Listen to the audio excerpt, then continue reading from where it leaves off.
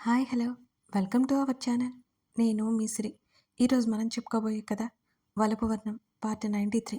ఇక ఆలస్యం చేయకుండా కథలోకి వెళ్ళిపోదాం. వెళ్ళే ముందు లైక్ చేయండి. వివిధ కాఫీ ఇచ్చింది ఇద్దరికి.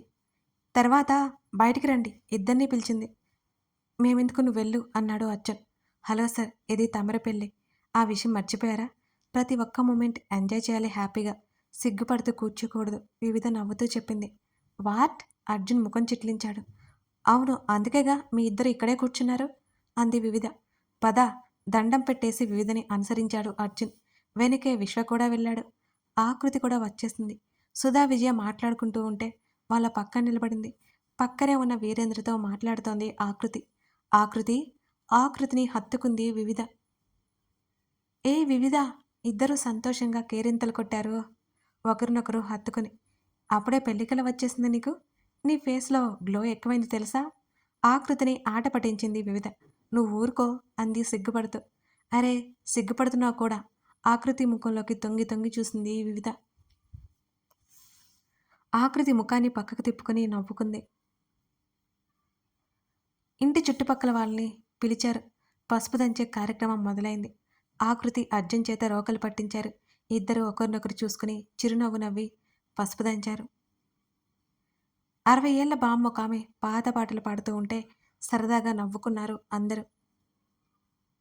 ఆ కార్యక్రమం సంతోషాల మధ్య ముగిసిపోయింది. సహన యోగక్షేమాలు కనుక్కున్నారు. అర్జున్ వాళ్ళింట్లో హాల్లో ఎవరికాళ్ళు ముచ్చట్లు పెట్టుకున్నారంతా. ఎలా ఉన్నారు విశ్వ అని అడిగింది ఆకృతి. తల ఊపి చిన్నగా నవ్వాడు విశ్వ. కళ్ళతోనే వివిధకి సైగ చేసింది ఆకృతి. తర్వాత చెప్తాను అన్నట్టు ఆకృతికి సైగ చేసింది వివిధ. ఏంటి మీ ఇద్దరు ఏమిటా సైగలు అని అర్జున్ అడిగాడు. మాకు బోలెడు ఉంటాయి, మీకెందుకు? కనుబొమ్మలు ఎగరేసి చెప్పింది అర్జున్ని చూస్తూ ఆకృతి. ఊహు, నీ పని తర్వాత అన్నట్టు కళ్ళతోనే సైగ చేశాడు అర్జున్. అర్జున్ని చూసి నవ్వింది ఆకృతి. కాసేపు అందరూ సరదాగా మాట్లాడుకున్నారు. మధ్యాహ్నం భోజనాలయ్యాక వీరేంద్రని సుధని వెళ్ళమని చెప్పి వివిధ విశ్వ రూపు దగ్గరకని బయలుదేరారు. దూరం నుంచి ట్యాంక్ 1 బుద్ధుని విగ్రహం చూస్తోంది వివిధ. రూప దగ్గరికి వెళ్ళాలి అని చెప్పావు. వివిధకి గుర్తు చేశాడు విశ్వ. అబద్ధం చెప్పాను. విశ్వని చూసింది వివిధ. ఎందుకు? అయోమయంగా చూశాడు విశ్వ. నీతో మాట్లాడాలి. దేని గురించి వివి? ఇంకా అయోమయం పోలేదు అతనిలో. ఇది చెప్పు, ఎప్పటినుంచి నన్ను ప్రేమిస్తున్నావు? సూటిగా విశ్వని చూసింది వివిధ. వివి, ఇప్పుడు అవన్నీ ఎందుకు? ఇబ్బందిగా ముఖం పక్కకు పెట్టుకున్నాడు విశ్వ. వివిధ ఏం అడుగుతుందో అని పిచ్చిలేస్తోంది అతనికి. చెప్పు, తెలుసుకోవాలనుంది నాకు అని అడిగింది వివిధ. వివి, అవసరం లేని విషయాలు తెలుసుకోవడం అనవసరం అన్నాడు విశ్వ. నాకు అవసరమే అని వివిధ అనగానే వివిధని చూశాడు అసహనంగా. నా గురించి తెలుసుకోవడం నాకు అవసరం కాదంటావా? వెంటనే అనేసింది వివిధ. వివి ప్లీజ్, ఇబ్బందిగా ఉంది అన్నాడు విశ్వ. నీకెందుకు ఇబ్బందిగా ఉంది? సీరియస్గా అడిగింది వివిధ. రూప దగ్గరికి వెళ్దాం వివి అన్నాడు విశ్వ టాపిక్ డైవర్ట్ చేయడానికి ప్రయత్నం చేస్తూ. ముందు నా ప్రశ్నలకి సమాధానం ఇవ్వు అని సీరియస్గా అంది. అసహనంగా చూస్తూ ఇంటర్ నుంచి అన్నాడు విశ్వ. వివిధ ఏం మాట్లాడకపోవడంతో వివిధ వైపు చూశాడు అతను. అప్పటికే సీరియస్గా చూస్తోంది వివిధ విశ్వని. అందుకే చెప్పను అన్నాను అన్నాడు ఆమె చూపులకి తడబడి. సరే చెప్పింకా. ఇంకేం చెప్పాలి? వివిధ ఇంకేం అడుగుతుందోనని భయం పట్టుకుంది విశ్వకి. నీకెందుకు నన్ను ప్రేమించాలని అనిపించింది? ముఖం చిట్లించాడు విశ్వ ఆ ప్రశ్నకి. జనరల్గా ప్రేమ కలగడానికి ఏదైనా సంఘటన అనేది ఉంటుంది కదా, వివరించింది అతనికి. అలాంటిదేం లేదు అన్నాడు విశ్వ ముఖం పక్కకు దించుకుని. అలాంటిదేమీ లేకుండా ఉండదు. ప్రేమ తెలియాలంటే కనీసం చిన్న సంఘటన ద్వారా అయినా జరుగుతుంది.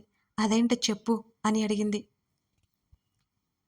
వివి, చెప్తే నీకు కోపం వస్తుంది అన్నాడు దిక్కులు చూస్తూ. పర్లేదు, వస్తే రానివ్వు. అయినా నేనేం చేస్తాను నిన్ను? కోపం వచ్చినా చెప్తే ఖచ్చితంగా కొడతావన్నాడు. పర్వాలేదులే చెప్పు అంటున్నానుగా అని గట్టిగా అడిగింది వివిధ. అంటే అది నువ్వు ఇంటర్లో మంచి పర్సంటేజ్ తెచ్చుకున్నావు కదా. అయితే ఆ రోజు నన్ను గట్టిగా హత్తుకున్న సంతోషంలో అప్పటికి వివిధ కళ్ళు మిటకరించి చూస్తుంటే ముఖం పక్కకి తిప్పుకున్నాడు విశ్వ భయంగా. అందుకే ప్రేమ పుట్టిందా? కోపంగా అడిగింది వివిధ. వివి, నీకు కోపం వస్తుందని నేను చెప్పాను కదా! అందుకే చెప్పను అన్నాను. నువ్వే చెప్పు చెప్పు అన్నావు. అందుకే అంటే అప్పటికే నా వయసు 20 సంవత్సరాలు. ఎందరినో చూసుంటాను. అప్పటికే సినిమాలు చెడగొట్టేశాయి. మడికట్టు కూర్చోలేను కదా! అన్నాడు విశ్వ. నువ్వు అమాయకుడివి అనుకున్నానురా. చాలా ఉంది నీ దగ్గర అని అంది వివిధ. వివి, నిజంగా నాకేం తెలీదు. ప్రామిస్. తల మీద చేతులు పెట్టుకుని చిన్న పిల్లాడిలా చెప్పాడు విశ్వ. విశ్వనలా చూసి నవ్వొచ్చి అయినా బలవంతంగా నవ్వుని ఆపుకుంది వివిధ.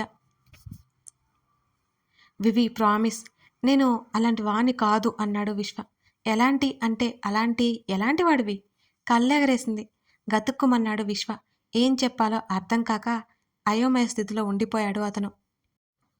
చెప్పు, అలాంటి వాడివి కాదు అని. ఎలాంటి వాడివి? వివిధ ఎవరితో గొంతు వినిపించింది. ఆ టాపిక్ ఆగిపోయింది అనుకుని సంతోషపడిపోయాడు విశ్వ. వెనక్కి తిరిగి చూశారు ఇద్దరు. కిరణ్ కనిపించాడు. ఎలా ఉన్నా వివిధ అని అడిగాడు కిరణ్. బావున్నాను, మీరెలా ఉన్నారు? చిరునవ్వుతో అడిగింది వివిధ. బావున్నాను వివిధ. ఎవరు అన్నట్టు పక్కనే ఉన్న విశ్వని చూశాడు కిరణ్. విశ్వ అని అంది. ఓ హలో. షేక్ హ్యాండ్ ఇచ్చాడు కిరణ్. అతను ఎవరో అర్థం కాలేదు విశ్వకి. తిరిగి హ్యాండ్ కలిపాడు.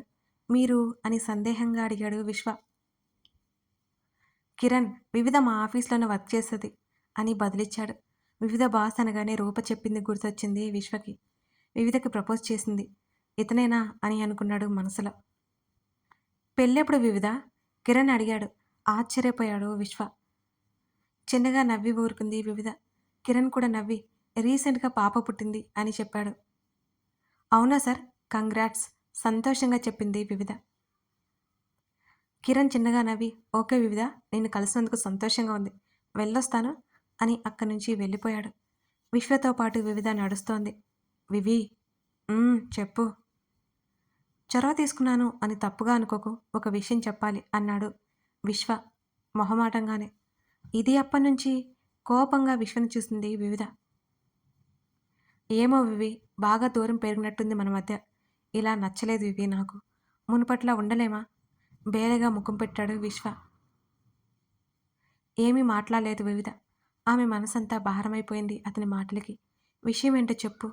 అది అది అంకుల్ వాళ్ళు పెళ్లి సంబంధాలు చూస్తుంటే ఒప్పుకోవచ్చు కదా వివి. ఎన్నాళ్ళు ఇలా ఉంటావు?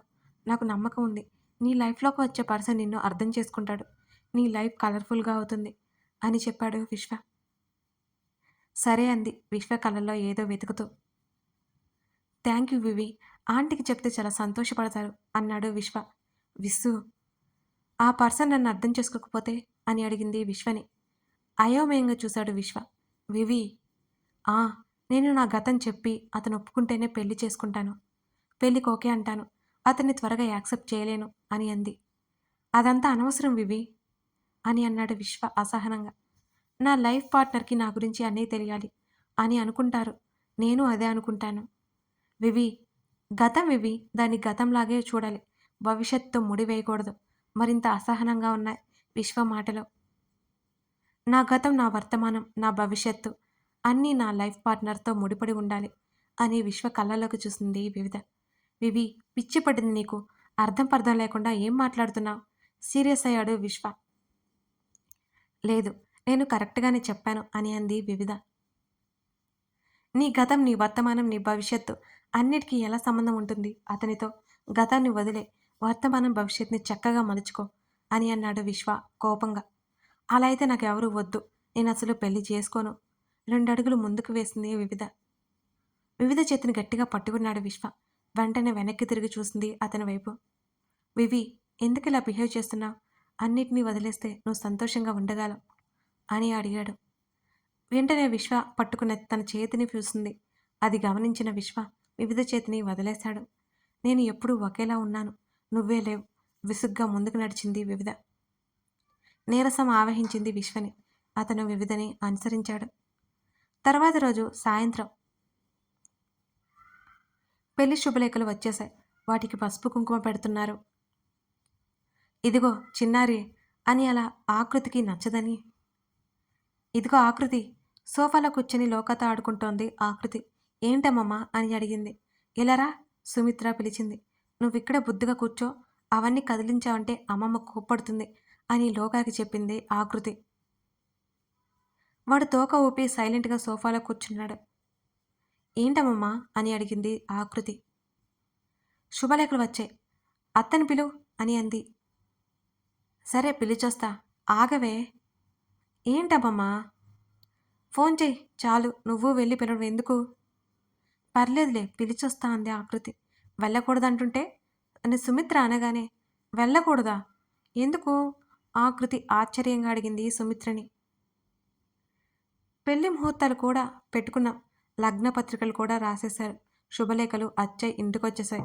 ఇక నువ్వు వెళ్ళకపోవడమే మంచిది అని అంది సుమిత్ర. ఏం మాట్లాడుతున్నావు? నాకు అర్థం కాలేదు. బిక్కమొహం వేసుకుని అడిగింది ఆకృతి.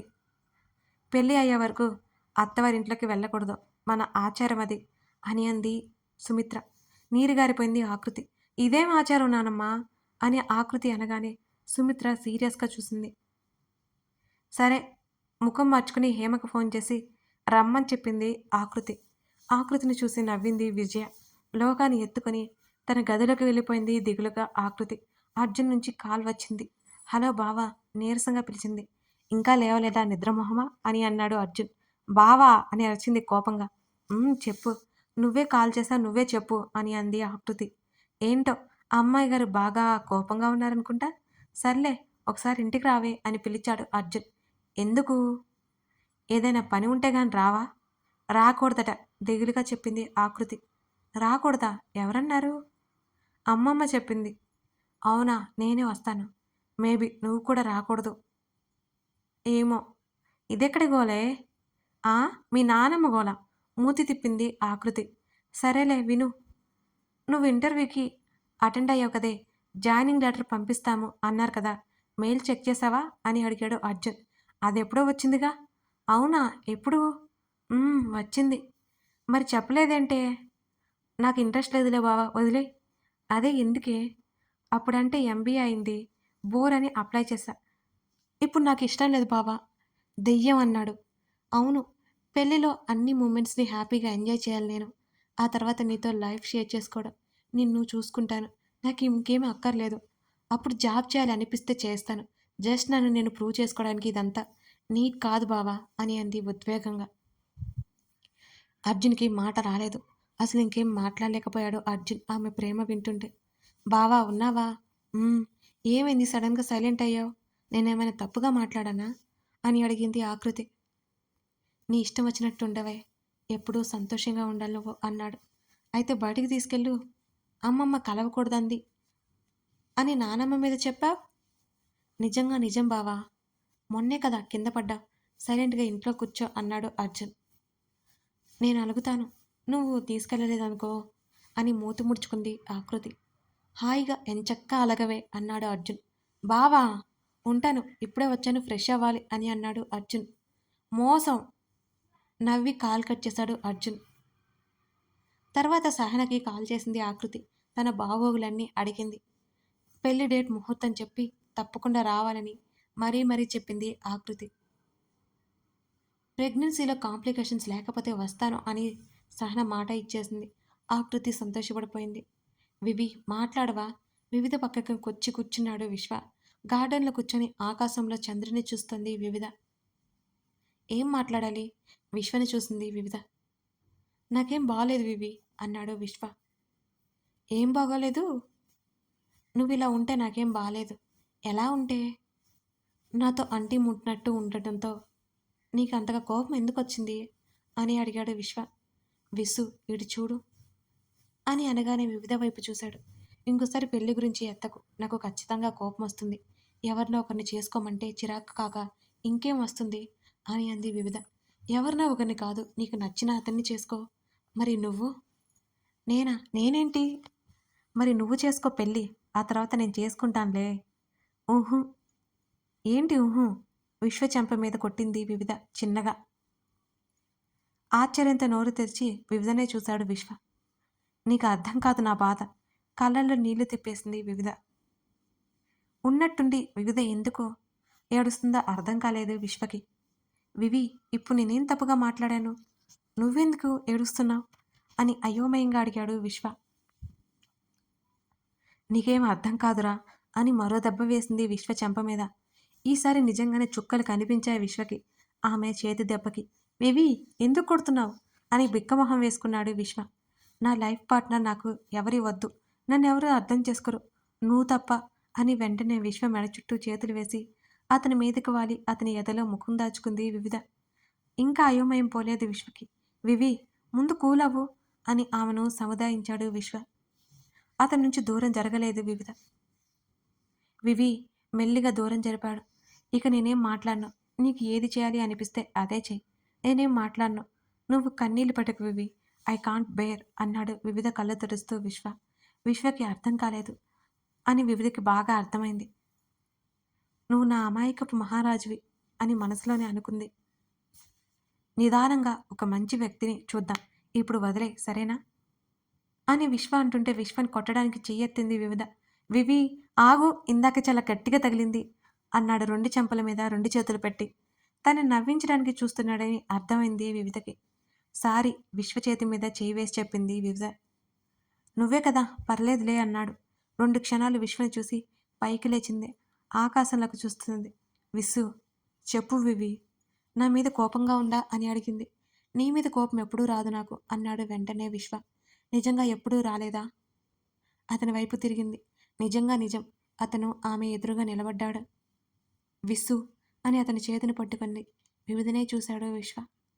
ఇది నా స్వార్థం కావచ్చు, ఇంతకంటే మార్గం కనిపించడం లేదురా, నాకు లైఫ్ లాంగ్ నువ్వు కావాలి అని అంది అతని కళ్ళలోకి చూస్తూ వివిధ.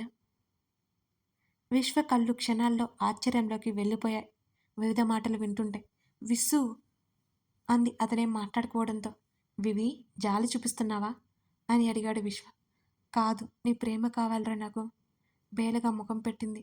ఆమెనల్లా చూసి అతని కంట్లో నీళ్లు తిరిగాయి. వెంటనే ఎదగి హత్తుకున్నాడు.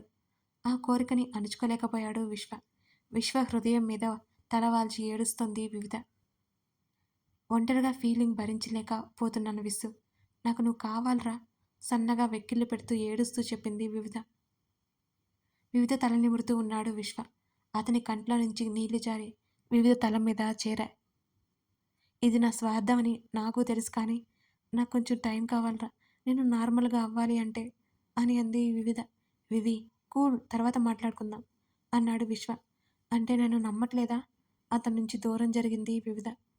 అలా కాదు వివి, ఇప్పుడు బాధలో ఉన్నాం, ఇప్పుడు తీసుకునే నిర్ణయం ఒక్కోసారి తప్పు కూడా అవ్వచ్చు, అప్పుడు జీవితాంతం బాధపడేది నువ్వే అన్నాడు వివిధ కళ్ళు తుడుస్తూ విశ్వ. నాకు అర్థమైంది, నువ్వు నన్ను నమ్మట్లేదు అని అంది వివిధ. లేదు వివి, జస్ట్ ఆలోచించు అంటున్నాను, నీ మీద నాకు నమ్మకం లేకపోతే నా మీద కూడా నాకు నమ్మకం లేనట్టే అన్నాడు సర్ది చెబుతూ విశ్వ. నేను ఆవేశంలోనూ బాధలోనూ ఈ నిర్ణయం తీసుకున్నానా? రేపు మాట్లాడుకుందాంరా అన్నాడు విశ్వ. కాదు, ఇప్పుడే మాట్లాడు అతన్ని ఆపింది వివిధ. కథ కొనసాగుతోంది. వివిధకి విశ్వ కావాలని అర్థం చేసుకుంది. కానీ విశ్వ ఎందుకు అలా మాట్లాడుతున్నాడో, అసలు విశ్వ ఏం చెప్పాలి అనుకుంటున్నాడు, వివిధని అతను యాక్సెప్ట్ చేయలేరా, అసలు ఏం చేస్తాడు తెలుసుకోవాలి అంటే తర్వాత భాగం చూడాల్సిందే. కథ నచ్చితే లైక్ చేసి మీకేమనిపించిందో కామెంట్ చేయడం మాత్రం మర్చిపోకండి ఫ్రెండ్స్.